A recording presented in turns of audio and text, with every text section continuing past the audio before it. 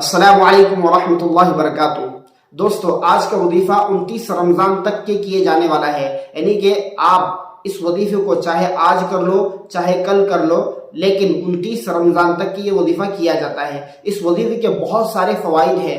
इस वजीफे के फवाइद बताने से पहले एक छोटी सी दरख्वास्त है कि आप हमारे यूट्यूब चैनल को सब्सक्राइब कर लें और बेल आइकन के बटन को लाजमन दबाएं ताकि हर आने वाली वीडियो आप तक पहले पहुंच जाए।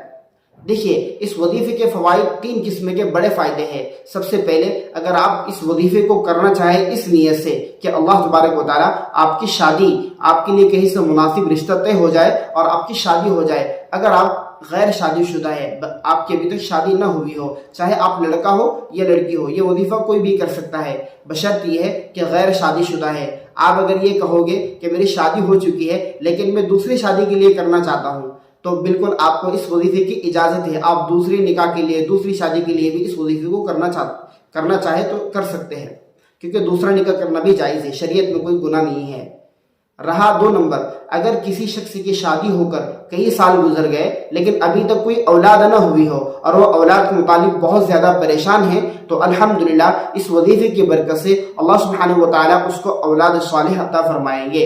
नीयत साफ हो और सिर्फ अल्लाह से मांगने की नीयत हो, अल्लाह के अलावा किसी गैर से औलाद मांगने का न इरादा हो, न नीयत हो, न जहन में कोई सवाल हो। इसलिए कि हमारा अकीदा और ईमान है कि अल्लाह तबारक व तआला ही औलाद अता फरमाते हैं और अल्लाह ही है जो औलाद को रोक देते हैं।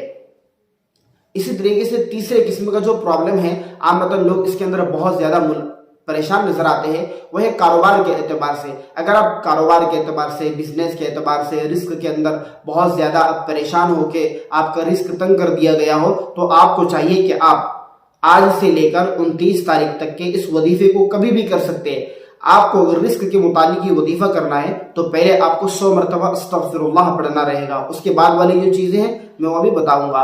तो इंशाअल्लाह ताला अल्लाह तबारक व तआला आपके रिस्क के अंदर भी बरकत अता फरमाएंगे और आपके कारोबार के अंदर भी आपको सक्सेसफुल मिलेगा। तो आपको चाहिए कि ये 3 नीयतें ऐसी हैं, ये 3 मकसद ऐसे हैं जिसके लिए ये वजीफा किया जा सकता है। आइए वजीफे का तरीका क्या है बताता हूँ। सबसे पहले आपको करना यह है कि किसी भी एक नमाज के बाद आप दोजानू होकर किबले की तरफ रुख करके बैठ जाए और बदन पे अच्छी सी खुशबू लगाए। शुरू के अंदर आपको 11 मरतबा दरूद इब्राहिमी पढ़ना है जो नमाज के अंदर पढ़ी जाती है। अगर आप रिस्क के मुतालिक कर रहे हैं तो आपको दरूद इब्राहिमी के बाद अस्तगफिरुल्लाह रब्बी मिन कुल्लि ज़ंबि व अतूबु इलैह 100 मरतबा पढ़ना है। फिर उसके बाद आपको ये पढ़ना है हस्बुनल्लाहु व निअमल वकील, हस्बुनल्लाहु व निअमल वकील। और अल्लाह के 3 नाम है। सबसे पहले आपको पढ़ना है या अल्लाहु या रज़्ज़ाक़ु, उसके बाद पढ़ना है आपको या अल्लाहु या वासिउ, उसके बाद पढ़ना है फिर आपको या अल्लाहु या सलामु।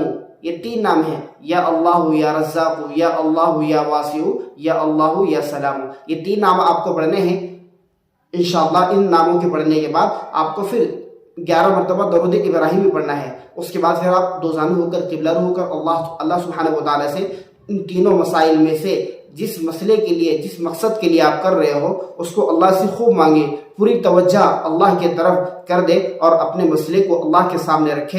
इंशाअल्लाह अल्लाह सुब्हानहू व तआला इस रमज़ान की मुबारक महीने की बरकत से और इस नाम की बरकत से अल्लाह आपके मसाइल को हल फरमाएगा। और यकीन जानो ये वजीफा बहुत ज़्यादा मुजर्रब है।